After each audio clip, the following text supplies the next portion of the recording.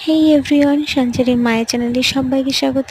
আমি রিমা চলে আসলাম সকালে ছোট্ট একটা মিনি ব্লগ নিয়ে। আগের দিন যেহেতু ঝড় বৃষ্টি হয়েছিল, আমি আর আমার শাশুড়ি মা আম কুড়াতে গেছিলাম বাগানে।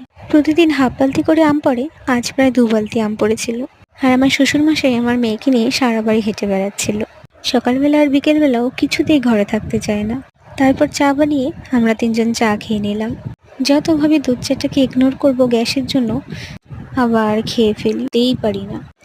যাই হোক, তারপর চলে গেলাম প্রোটিন খেতে, আমার ডেইলি মর্নিং খাবার।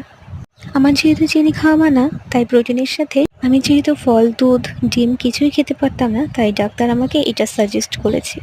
এর মধ্যে সব ধরনের প্রোটিন আছে।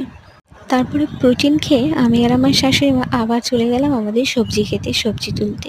আর এই হচ্ছে বরবটি, আর এইটা হচ্ছে কুশি গাছ। কুশি গাছে অনেক কুড়ি হয়েছে। আর এই যে বরবটি গাছ, প্রতিদিন প্রচুর বরবটি ধরে, খেয়ে পারা যায় না। কদিন প্রচণ্ড রোদ আর গরমের কারণে কুশিটা পুরোপুরি বড় হতে পারেনি।